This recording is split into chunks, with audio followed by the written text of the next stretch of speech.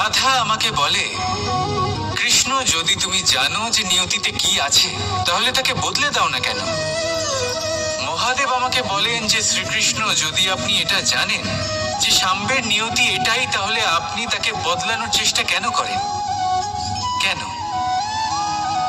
কারণ আমি একজন পিতা, আর পিতার কর্তব্য এটাই, তিনি যেন সম্ভাব্য সব চেষ্টা করেন নিজের সন্তানের মঙ্গলের জন্য। নিয়তি আমি জানি, কিন্তু এটাও আমি জানি যে কর্মের থেকে বড় আর কোনো নিয়তি হতে পারে না। অভিজ্ঞতাও রয়েছে যে কর্মের হাতে নিয়তির এই চক্র বদলে যেতে পারে।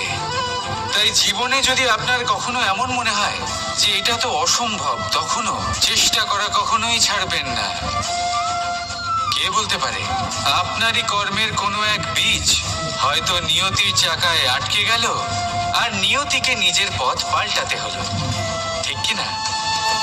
সেই জন্য নিয়তিকে ভাগ্য মেনে নিয়ে চুপ করে বসে থাকবেন না। নিজের নিয়তি স্বয়ং নিজের কর্মের দ্বারা নির্ধারিত করুন, কারণ আপনার এই কর্মের উপরেই আপনার অধিকার রয়েছে। আর এই অধিকারকে নিয়তি অনেক সময় সম্মানও করে। তাহলে আসুন আর আমার সাথে ভালোবেসে বলুন, রাধা রাধা। শক্তি এক অত্যন্ত বিচিত্র বস্তু, বা বলতে পারেন অনুভূতি। পিতা সবসময় চান যেন তিনি তার শক্তি পুত্রকে সঁপে দিতে পারেন, যাতে সে শক্তিশালী হয়, যাতে তার মঙ্গল হয়। তার পুত্র সবসময় চায় যাতে সে পিতার সেই শক্তি লাভ করে, কিন্তু সেই শক্তি লাভ করার জন্য পুত্র হওয়া যথেষ্ট নয়, যোগ্য পাত্র হতে হয়। আসুন আপনাকে সহজে বোঝাই। যদি আপনি সুপাত্র হন আর আপনাকে শক্তি দেওয়া হয়, তাহলে আপনি সেই শক্তির গুরুত্ব বুঝবেন, কোথায় সেই শক্তি প্রয়োগ করা উচিত সেটা বুঝবেন। আর এটা যেহেতু অর্জন করা শক্তি হবে, সেই শক্তির অপব্যবহার হবে না। কিন্তু যদি এই আপনি কুপাত্র হন আর যদি আপনাকে এই শক্তি দেওয়া হয়, তাহলে কি হবে? দেখতে গেলে এই শক্তি আপনি দান হিসেবে পেয়েছেন, তাই না আপনি এই শক্তির গুরুত্ব বুঝবেন, আর না এর প্রয়োগ আপনি জানবেন। তার অপব্যবহার হওয়া সুনিশ্চিত। তাই যদি আপনি কোনো শক্তি অর্জন করতে চান, তাহলে আগে তার যোগ্য হয়ে উঠুন। পুত্র নয়, পাত্র হয়ে উঠুন।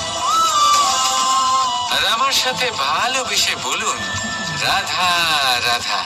কথায় আছে, প্রত্যেক পুত্র তার পিতার প্রতিচ্ছবি হয়, আর সমস্ত প্রতিচ্ছবি চায় যেন সে তার অস্তিত্ব প্রাপ্ত করতে পারে। পুত্র চায় সে যেন তার পিতার মতো হয়, বা কখনো কখনো তার থেকেও শ্রেষ্ঠ হয়। সেটা কোনো অনুচিত ব্যাপার নয়। অনুচিত তখন হয় যখন পুত্র নিজের পিতার মতো হবার স্বপ্ন পূরণ করতে গিয়ে বা তার থেকেও শ্রেষ্ঠ হওয়ার স্বপ্ন পূরণে অনুচিত পথের আশ্রয় নেয়। কারণ তারপরে সে তার পিতার গুণগুলি আত্মসাৎ করতে চায় না। সে শুধুই এটা চায় যে সংসারের চোখে যেন আমি শ্রেষ্ঠ প্রমাণিত হই। এটা অনুচিত। সংসারে এমন অনেক মানুষ আছেন যারা এই কারণে শ্রেষ্ঠ হওয়ার চেষ্টা করেন যাতে তার পরিবারের তার পিতার সম্মান বৃদ্ধি পায়। এমনও মানুষ থাকেন, আর এটাই হলো পার্থক্য উদ্দেশ্যের। মনে রাখবেন,